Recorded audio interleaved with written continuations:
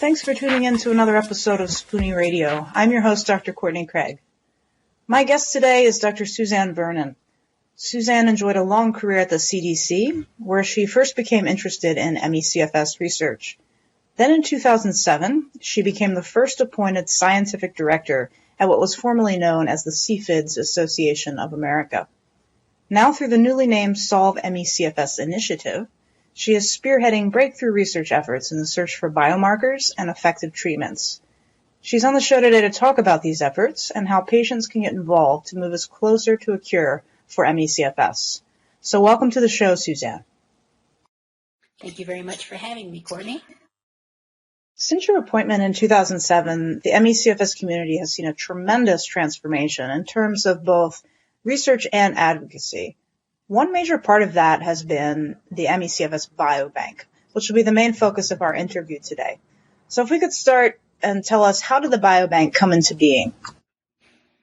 So when I joined the organization in 2007, the first task at hand was to issue the then CFIDS Association, now Solve ME/CFS Initiative's first formal competitive funding opportunity. So we did that. We got that launched in 2008. That was actually a $1 million funding initiative. And we made 6 awards in 2008 to the tune of around $650,000 to those 6 investigators. Mm-hmm. And those are 18-month awards that we saw all the way through. And part of the process was really to try to, part of this funding opportunity was really to try to establish a formal research network, a way for the investigators to use the same types of measures, share data, collaborate, and so on, to really, again, leverage each individual investigator's expertise and knowledge as much as possible. So we did that with the 2008 investigators, established this research network, and in the process, we learned a lot about research networks and about what was needed in order to really accelerate research a lot more effectively, especially for ME/CFS. Part of that was an infrastructure component. You know, it was clear that the investigators needed access to patients and access to healthy controls, and not only access to their clinical information, but also access to biological samples so that they could conduct their research. Mm-hmm. So that was really kind of the what instigated us to begin to figure out how to put a biobank in place for the organization. And that really came to fruition in the end of 2009, actually right on the heels of the science publication describing XMRV in CFS patients. I mean, it was remarkable what happened when that publication, hit the newsstands. Mm-hmm. Literally the next day, there were pharmaceutical companies knocking on the door, ringing the phone to try to get access to patient samples in order to be able to confirm the findings and to validate XMRV as a potential biomarker.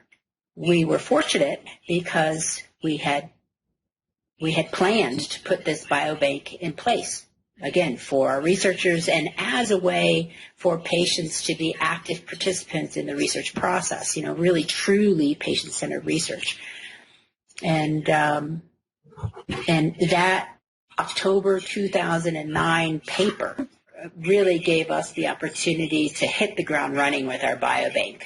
And we formed a partnership with GlaxoSmithKline, who is that's one of the largest pharmaceutical companies, who was very interested in trying to validate the XMRV finding because they had a number of antiretrovirals in their treatment portfolio that could potentially have an effect against XMRV. And when that partnership was formed, they developed a protocol on the kinds of ME/CFS patients that could be eligible to study, as well as healthy controls. And we had the consent process in place to be able to get our community to participate in research, and more importantly, to sign up for the biobank, so that we could collect those samples from patients all over the country, as well as controls, get them in the biobank, and then get them down into GlaxoSmithKline's lab so that they could do the testing. So that was really how it started. That's a long way about saying how it got started, but I mean, it was fascinating that once we identified the need for the biobank, and then this remarkable paper came out in Science and really kind of gave us the ground to the opportunity to hit the ground running when it comes to biobank. And since that time, we've had a number of publications published on the biobank samples and data that's in there. So it's really just been quite an important resource for the ME/CFS community as a whole, and particularly for really, I think, making important progress in ME/CFS research. Absolutely. Especially in the past couple of years, it's really exploded. One thing that I found interesting as I'm reading some of the research that's coming out of the biobank is that most of these investigators are new to the field. They come from other fields of study. And I think this is wonderful that we're getting some young, fresh talent in here that can look at this illness with a new set of eyes. So is it the access to the biobank that's bringing in the new talent, or what is it? I think that's part of it. I always had this idea that if you build it, they will come, right? And to some extent that's true, but in reality, you really need to market such a resource and I think really tap into your network in order for a resource like the CFS BioBank to be used well. And so what I've done since joining the organization is really tap into my network of scientific colleagues, and I'm constantly scanning the literature for things that research and approaches and innovations that I think will be impactful and important and relevant in ME/CFS research. And then reaching out to those particular individuals that are, on the cutting edge of many of these areas of research, and seeing if they're game for kind of dipping their toe into the ME/CFS research domain. And because we have this resource available, it makes it a lot easier. It effectively lowers the barriers for these investigators to get in, both, and financially and from a time frame perspective. They don't have to go out and identify patients and controls and collect all the samples and all that kind of stuff. And I think one of the other important things is that they don't have to know a lot about ME/CFS in order to do that. A lot of people are reluctant to get into an area where they don't know a great deal. They haven't built up their portfolio to really understand what ME/CFS is. Right. That sounds kind of weird because, scientists are a curious lot in general, and they, I think we're great at exploring new domains, but to do something to kind of, again, dip your toe into an area that is so complex, and while there's a lot of opportunity, there's also a lot of uncertainty, from a, is this worth my time? Am I going to be able to, get a paper published? Am I going to be able to find something if I don't understand really what it is that I'm doing along those? It's a risk, right, for the investigator. So that's why it's also important when you have a resource like a biobank, and in our case, the Solve CFS BioBank, is to also have that backed up with, some credibility, some scientific and research prowess that I bring to the biobank. And then it makes it a lot less uncertain, a lot less scary for investigators to venture in. Right. And it also helps kind of bridge the gap between things we discover in a lab and things we can implement clinically, right?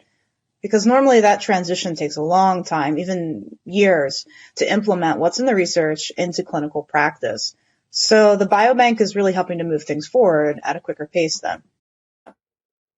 Yeah, one of the things that I hope it will do more of in the future is this idea of validating biomarkers. It's great for biomarker discovery, and I think so far that's what we've really used it for. We have a number of publications that are currently in press that are, using some cutting edge technologies and looking at things that haven't been looked at before. So really biomarker discovery. But the biobank is also really good for validation. So take, for example, the paper that was just published in Science Advances by Mady Hornig and her team from the CFI initiative. So that is a very interesting and important finding that now needs to be validated, right? Right. So, let's use resources like this biobank and maybe some other biobanks to get out there and get those types of findings validated.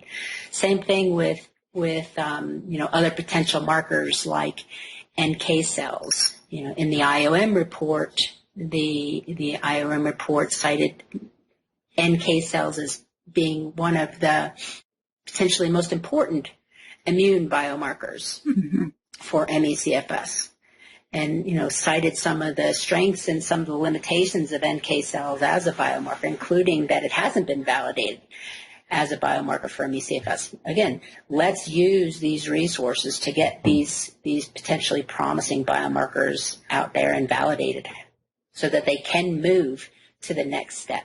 Once something's validated, then it goes into the development pipeline for potential diagnostic. Now you bring up the IOM report, and one thing that I'm interested to know regarding that is that a new diagnostic criteria has been suggested. So how will this affect the biobank and how you select patients to be in studies? Do you plan to use the new diagnostic criteria or a combination of others that have already been used in the past?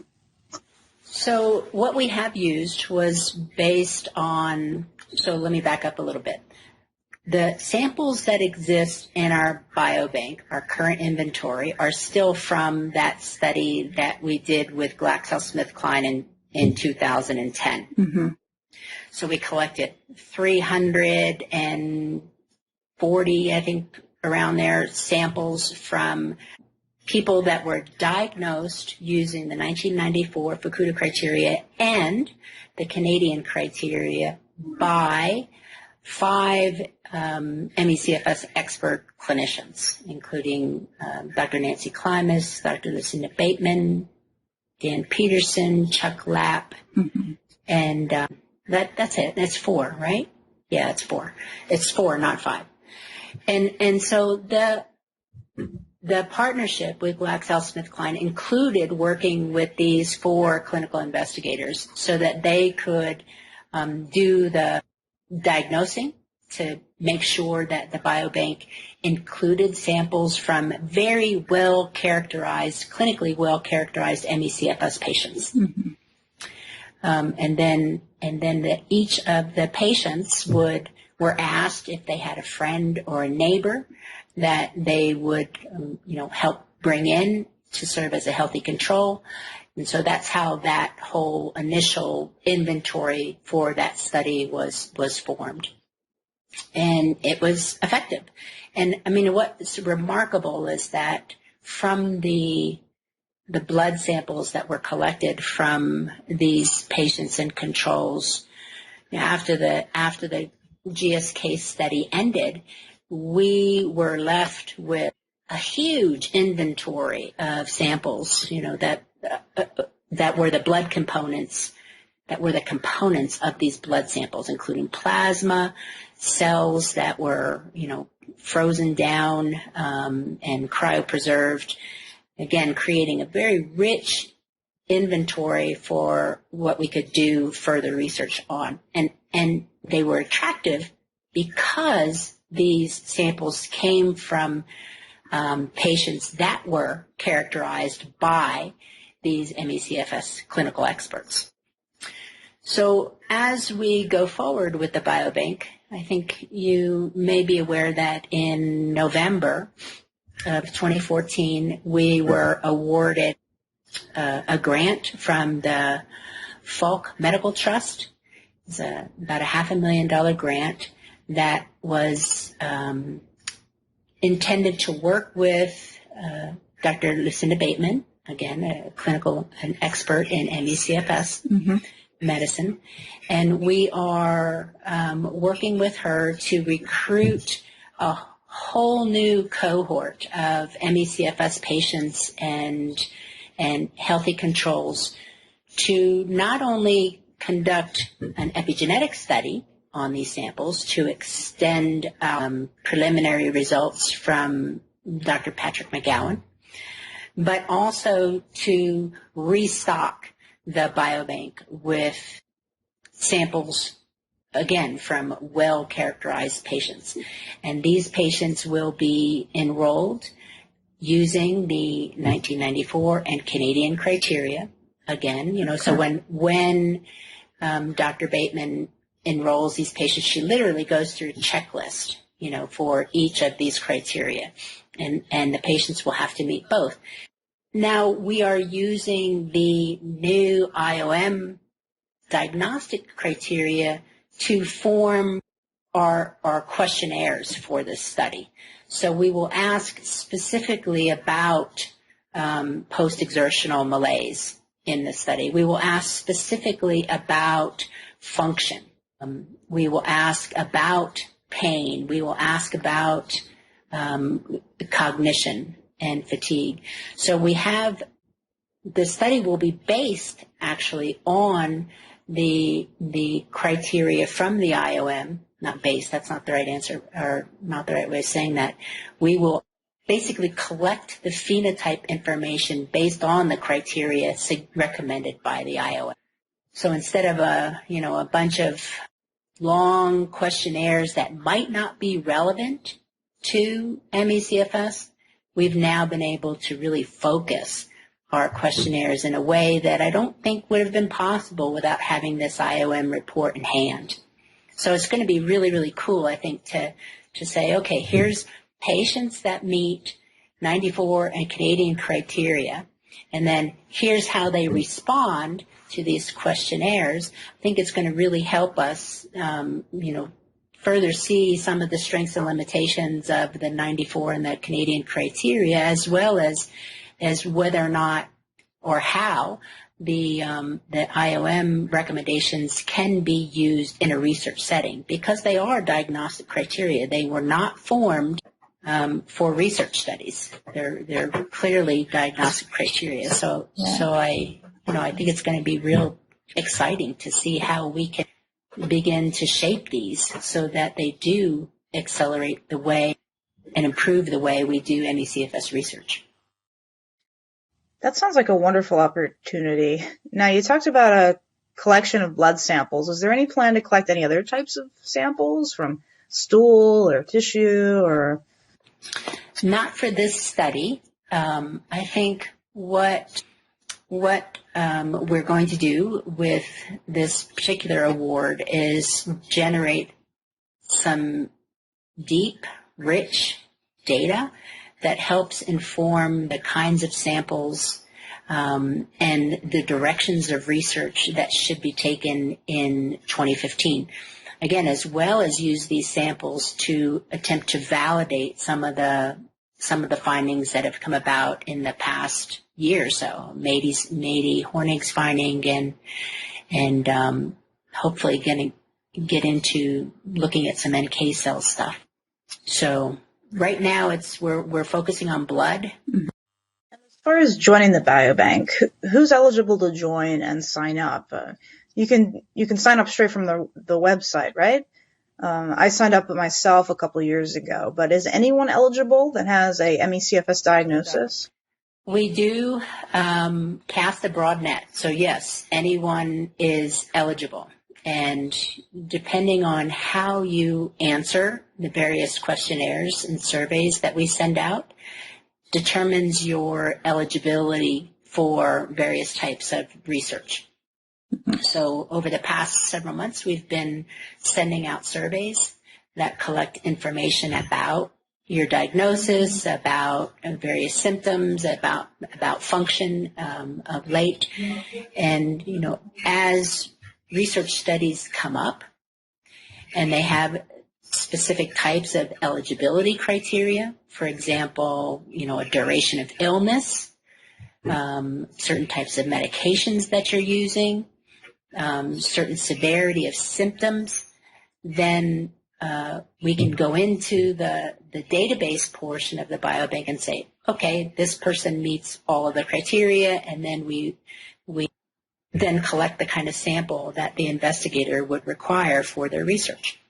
So yes, anyone can participate, and then eligibility for studies is determined by the questionnaires. Right. So when you first hear about the biobank, maybe you think it's only for people who are currently sick. But I signed up for it myself, even though I'm basically recovered or in remission. So you never know. There might be a study looking at recovered patients one day, or there might be a study looking at family members of patients. So would you encourage those that are currently sick, as well as maybe recovered patients or even family members, to look into maybe signing up for the biobank database? I do, and I think that recovered study is one of the most important studies that somebody's got to do, and maybe it'll be us in the coming years. But that is a very important study to do. It's interesting because 2 years ago, when I was at the FDA, I was giving a talk to the FDA on ME/CFS, and during the question and answer period, one of the lead doctors asked, who is studying recovered patients? And why aren't you studying recovered patients? And we discussed how important that kind of study would be to really understanding the risk factors and the factors that are important for recovery. So that's a great study. Yeah, I hope to see it one day soon. I'd love to see what would turn up from that kind of study, and I'd love to participate if possible. So a lot of the research that's come out recently, last year you put out webinars for different studies that came out from the biobank. You mentioned Patrick McGowan's awesome study on epigenetics. But for our listeners who maybe haven't seen some of those webinars, is there a way to go back and get the summary of these important new discoveries? So our Solve CFS Chronicle that was published in December does actually have a summary of all of our funded research as well as our biobank investigators. So that's a real nice overview and summary. And one of the other ways that you can get more information about some of the research that's being done is on our Solve CFS YouTube channel. So we had a number of our funded investigators as well as biobank investigators give talks. One of my favorites was by Dr. Durya Unidmaz, who was then at the NYU Langone Medical Center, has now moved to the Jackson Institute of Genomics. And I mean, he's a great example of lowering barriers to ME/CFS research because of the biobank. He has submitted a grant application to the NIH to continue along this line of research, looking at immune profiling and immune function in ME/CFS, again, based on his results that he generated using the CFS BioBank samples. It's very, very exciting resource and infrastructure that we provide to the research community. Right, and all those videos are also available on your YouTube channel as well. I've watched most of them. They're all kind of geared for a layperson, so they're not too overly complex. So I definitely encourage listeners to go subscribe to the Solve ME/CFS Initiative YouTube channel so you can stay on top of those and new ones that will come out in the future. Another thing that you're doing recently is a summary of the IOM report. You had a briefing in DC and you're doing a breakdown of the report on the ME/CFS Initiative website. The report is what, hundreds of pages? So can you talk a little bit about what you're going to be doing with the breakdown? It's 304 pages. 304 pages. And that's small compared to the ARC's evidence-based report from the NIH P2P, which I think is 477 pages. Mm-hmm. So I'm glad I'm starting with the IOM report. and what I'm going to do is really just break it down into digestible portions. Starting out by really trying to help people understand the difference between case definition and diagnostic criteria, and then kind of highlighting the rationale that the committee has for the diagnostic criteria that they selected, and how that would actually work in the clinic, in a doctor's office. The process that the doctor would have to go through to make that diagnosis, and then kind of dive into each one of the criteria and substantiate why the evidence that was used in order for the committee to feel confident that that was an important criteria for the diagnosis of ME/CFS. It's such a thorough report. I've not read all 304 pages, but I did read the abridged version for clinicians. I definitely commend everyone who worked on that, although there's been a lot of pros and cons raised. But in general, it's all been very positive, I would say. And I look forward to seeing where it goes in the future.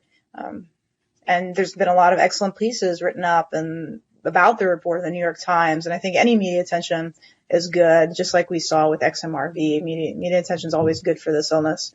Now, one question that comes from all of that, I mean this half jokingly and half seriously, the Solve ME/CFS Initiative is a recent name change for you guys. Are there plans to change the name again to SIDE Association or SEID Association, however you want to say it? I know that the board and Carol Head, our president and CEO, are discussing how to handle it. And so, yeah, I think we'll wait and see what happens. Yeah, we'll just have to wait and see if that name gets adopted. We kind of had the same thing with the introduction of the CFIDs. That was adopted by some, but not universally. So we'll see. And it's just too soon to tell how the name will pan out. Yeah, I wish that, I'm a scientist, so I like to stay focused on the research. And for me, what would be most important is to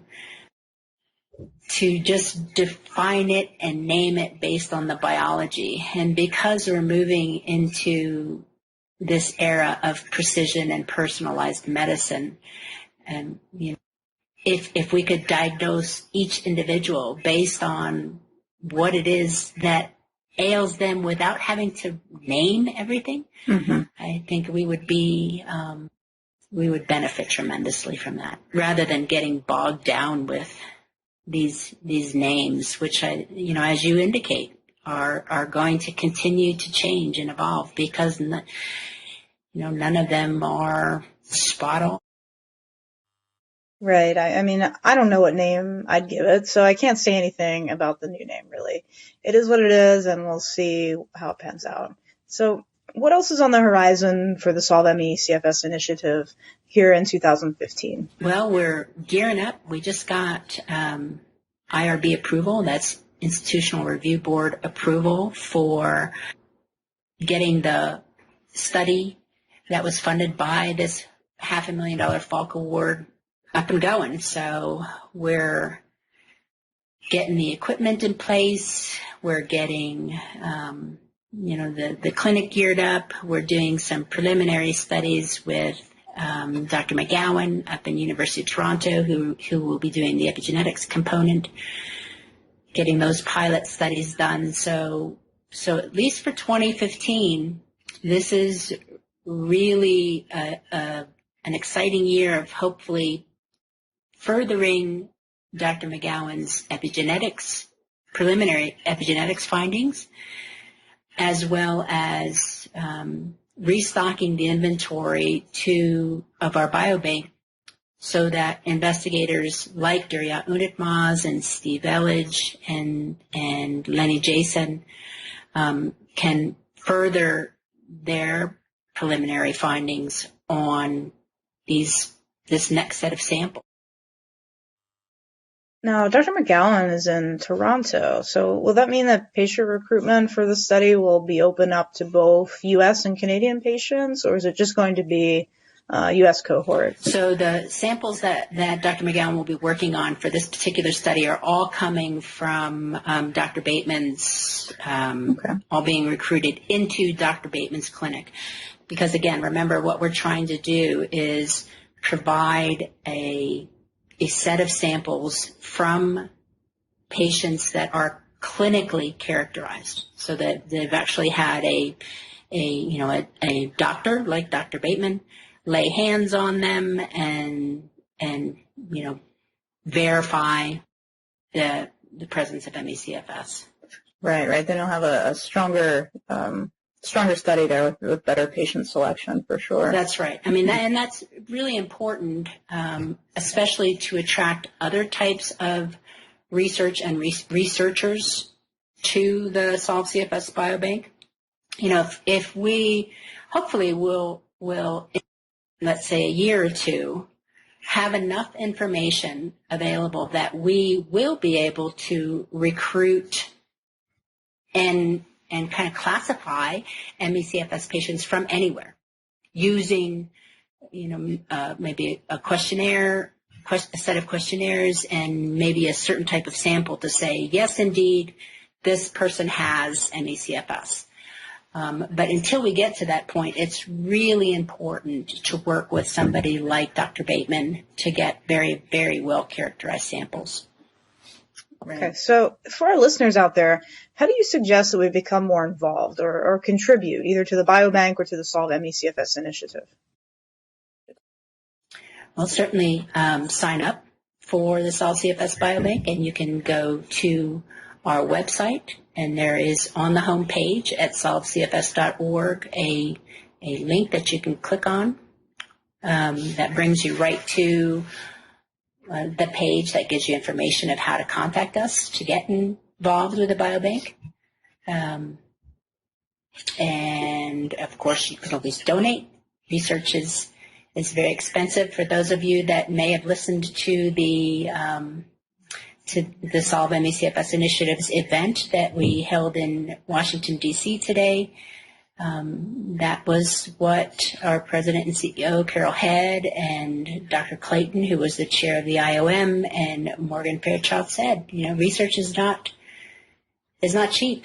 And so we could use all the help we can get. So you can go to our page and donate.